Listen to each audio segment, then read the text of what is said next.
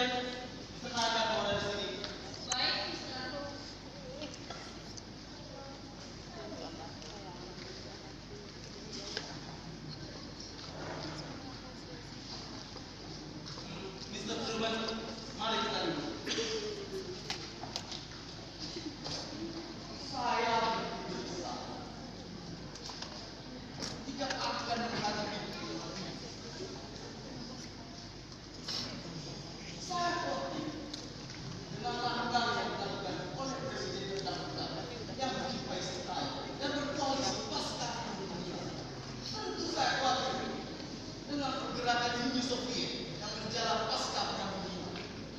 Benar sekali. Stalin dan partai komunisnya sudah menganggap dirinya menanggung penerimaan Eropa tanpa ada rencana terlebih dahulu. Bukankah kita juga mencari bagian tentang pengalahkan Nazi dan koalisinya? Kamu berkatakan, intinya kita harus mempersiapkan segala kemungkinan yang akan terjadi. Apalagi saya dan Perdana Menteri terdahulu telah menangkap Soviet dalam ikut campur tangan mereka dalam pemerintahan kolonial Soviet. Tidak menutup kemungkinan Soviet juga akan melebarkan sayapnya. Maka oleh sebab itu, saya hanya ingin Soviet menjadi negara yang bersih. Dan kalaupun mereka ingin mendapatkan negara seperti itu, setidaknya berikan kebebasan untuk negara itu, bukan hutangnya. Saya bisa membayangkan apa yang dirasakan oleh pemerintahan komunis. Maka kita juga harus mendukung pemerintahan pro dan demokrasi. Jangan sampai Polandia menjadi negara yang berbasis pemerintahan kayak lupa. Mereka yang terlalu cerdas untuk terlibat dalam politik dihukum melalui pemerintah oleh mereka yang bodoh. Saya tidak menyangka kalau fasis dan komunis memiliki kesamaan. Mereka menciptakan kebencian, menjunjung tinggi diri sendiri, memperkeras operasi, mengusung kekerasan, menindak lawan politik, ekspansi kekuasaan, serta monopoli ekonomi. Perbedaan antara mereka hanya pada fasisme secara gerakan anti demokrasi dapat dikatakan seperti perampok yang secara terang-terangan melakukan kejahatan. Sedangkan komunisme berkedok demokrasi atau republik memperkaya masyarakat dunia persis serigala berbulu domba. Kalau kita membiarkan partai komunis berkembang, ini akan semakin gawat. Kita harus menentang mereka. Saya khawatir ke depan tumpahan darah akan tetap lagi, walau perang akan berakhir. Saya meragukan itu. Hitler telah mengintimidasi semua Eropa. Atau Stalin itu saja. Lalu siapa yang akan berdiri di hadapan kita? Orang mikir dan orang gelata itu.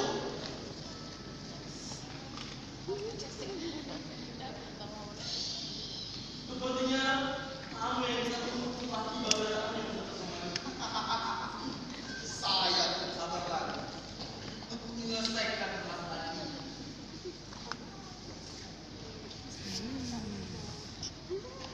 Tapi, bisa program dan mustahil.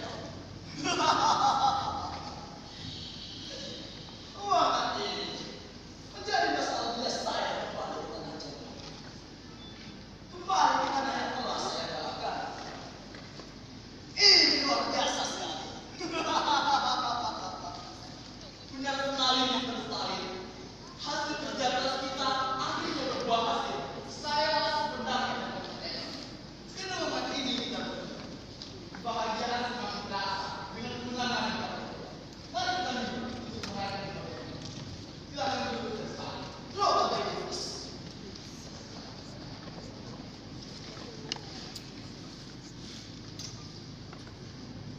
Mari kita bersuara untuk kemenangan kita.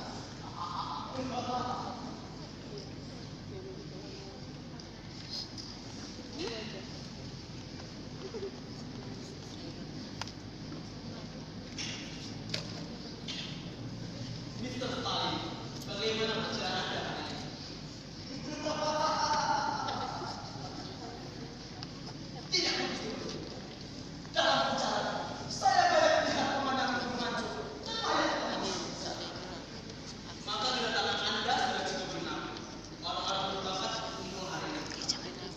Seperti kita ketahui, Jerman sudah menyerang dan kita di posisi pemenang.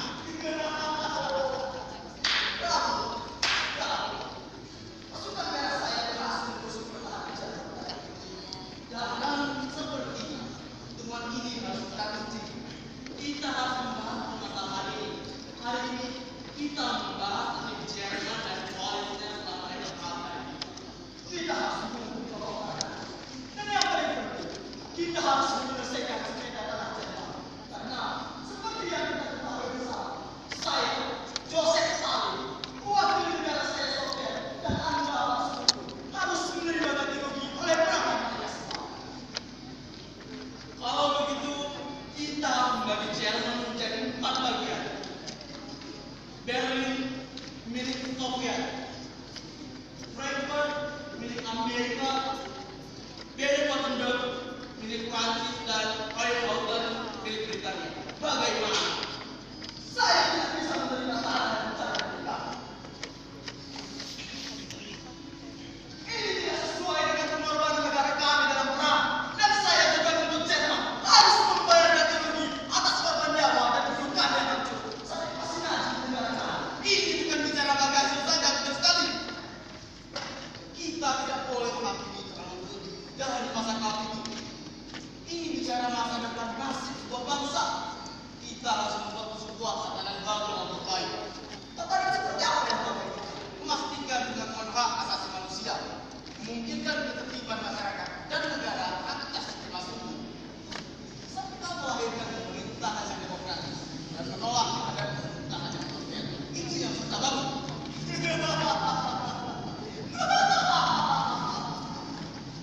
Saya sebenarnya melihat seorang presiden baru dengan ambisi yang besar. Ini adalah tantangan pertama sebagai seorang presiden. Bukan ambisi, melainkan ingin menyangkut masalah kehormatan atau kemanusiaan, kemenangan atau kekalahan, dan pertemuan ini pasti akan menghasilkan konsekuensi yang sangat penting. Saya juga baru menjabat sebagai Perdana Menteri Inggris. Saya tahu di sini sebaiknya kita salah atau buat lagi di Anda rasanya. Saya rasa bagi menteri ini sudah cukup adil Mr. Stalin. Sebagai benar, negara pun mengalami kehancuran dan korban jiwa raga begitu besar dalam mencapai kemenangan ini. Setidaknya kami mendapatkan lebih. Nah, dengan kata-kata ingat, adil itu bukan berarti sama, tapi kami juga merasakan itu. Kalian benar merasakan bagaimana senjata dengan pelurunya memuncak di rumah kalian. Anda harus tenang, Mr. Stalin. Kita sama-sama merasakan kalian luka itu. Tapi tidak seperti yang kami rasakan saatnya revolusi terjadi. Jangan bicara revolusi lagi, Mr. Stalin. Sudah cukup perubahan akibat. Akibat apa? Di sini sebaiknya kita tidak keluar dari arah pembicaraan ini. Akibat apa? Akibat kita sendiri. Akibat kalian itu benar. Akibat negara demokrasi kalian. Kalian juga intervensi negara orang dengan mengempanyakan ideologi kalian. Di balik itu, kalian menghisap darah seperti vampir sehingga penolakan terjadi dan kalian menerima keuntungannya. Apa bedanya ideologi kami dan ideologi kalian yang komunis? Kalian membangun ideologi anti kapitalis, padahal dibangun untuk menutupi segala ketidakadilan, keras untuk kejam untuk kami di mana-mana, melakukan segala hal yang memalukan. Revolusi yang Anda tempuh harus berani kita, Mr. Stalin. Berpikir tentang perubahan sosial mendalam, kaum konservatif sudah siap melawan, dan kaum revolusioner yang percaya diri menghargai Soviet. Keduanya salah, Mr. Stalin. Apakah itu tidak Anda perhitungkan? Tentu sudah saya perhitungkan. Bagaimana caranya menyelesaikan sesuatu? Apa harus mengorbankan segalanya? Maka biarkan mereka hidup dengan bebas. Biarkan mereka menentukan kehidupan tanpa perlu mereka diatur, sehingga mereka akan hidup dengan demokrasi. Liberalisme terdapat tumbuh subur di bawah naungan sistem demokrasi, karena keduanya sama-sama mendasarkan kepada kebebasan berpikir, kesetaraan gender, dan emansipasi. Benar, tahu? Tidak bisa, tidak bisa. Negara akan kacau, keamanan menjadi terancam, kapitalis akan menindas rakyat tak berdaya, manusia akan berbuat semaunya, homo dan lesbi akan muncul di mana-mana, tidak ada lagi moral dan etika. Itu sangat menjijikan. Kalian mengakui adanya Tuhan, tapi tidak terikat dengan ajaran Tuhan, atau beragama, tapi tidak mau tunduk pada ajaran